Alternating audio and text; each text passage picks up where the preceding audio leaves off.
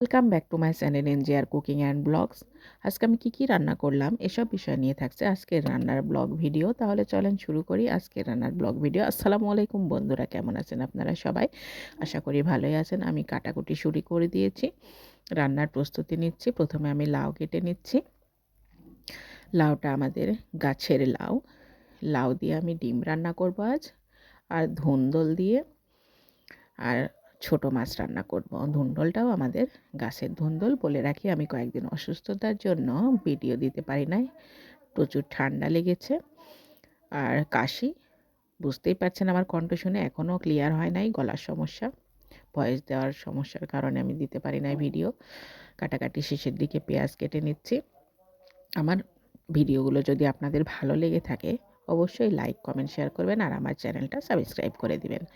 আমি ডিম ভেজে নিয়েছি, তারপরে পেঁয়াজ ভেজে নিছি, কিছু পেঁয়াজ উঠিয়ে নিলাম, তারপর বাকি পেঁয়াজের মধ্যে কিছুটা পানি দিলাম, তারপর মশলা দিচ্ছি পরিমাণ মতো, সব ধরনের মশলা দিয়ে কষিয়ে নিলাম, তারপর দিয়ে দিলাম লাউ। এখন লাউটা আমি খুব ভালো করে কষিয়ে নিব। বাংলার মানুষ যেভাবে রান্নাঘরে মাটির চুলায় রান্না করে আমি ঠিক সেইভাবেই রান্না করছি। গ্রামে এসেছি আমি, বুঝতেই পারছেন, আর গ্রামে আসলেই আমার এমন ঠান্ডা লাগে, খুব ঠান্ডা লেগে যায়, পানি নাড়াচাড়া করা লাগে বেশি, শ্বশুরবাড়িতে কাজ বেশি থাকবে, এটাই স্বাভাবিক। তো কষানো হয়ে গেছে আমার লাউটা, এখন ঝোল দিয়ে দিব। ঝোল দিয়ে দিচ্ছি, কিছুক্ষণ নাড়াচাড়া করে তারপর ঢেকে দিব। কিছুক্ষণ রান্না করে তারপর ডিমগুলো দিয়ে দিব। ডিমগুলো দিয়ে আবার একটু নাড়াচাড়া করে দিব, দিয়ে তারপর ঢেকে দিব। কিছুক্ষণ রান্না করে ঢাকনা তুলে তারপরে দিয়ে দিচ্ছি সেই ভেজে রাখা বাকি পেঁয়াজ তুলে রেখেছিলাম যেটা। এই পেঁয়াজটা দিলে তরকারির টেস্ট একটু ভালো আসে, ফ্লেভারটা ভালো আসে ভাজা পেঁয়াজ। এ তো রান্না হয়ে গেছে। কিছুক্ষণ পেঁয়াজ দেওয়ার পর রান্না করে নিলাম, পেঁয়াজ মানে বেরেস্তা। এখন তরকারিটা আমি ঢেলে নিব, ঢেলে নিয়ে পরে রান্নাটা শুরু করব। তেল দিয়ে দিচ্ছি, এখন পেঁয়াজ দিয়ে দিব।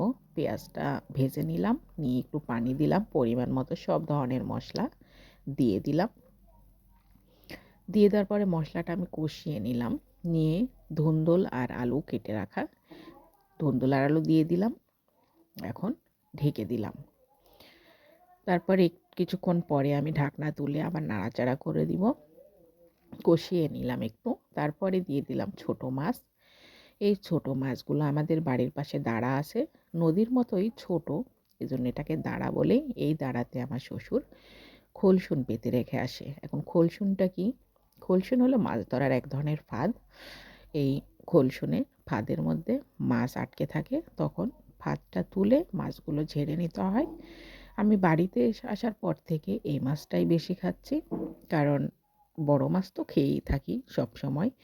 ছোট মাছ আমি এমনিতেই পছন্দ করি, তারপরেও মাছগুলো অনেক ফ্রেশ, ভিটামিনও আছে অনেক ছোট মাছে, সেই জন্য আমি এই মাছই বেশি খাচ্ছি। রান্না হয়ে গেছে, আমি এখন ঢেলে নিব। অবশ্যই আমার ভিডিও ভালো লাগলে চ্যানেলটা সাবস্ক্রাইব করবেন। আজকের মতো এ পর্যন্তই, সবাই ভালো থাকবেন। আল্লাহ হাফেজ।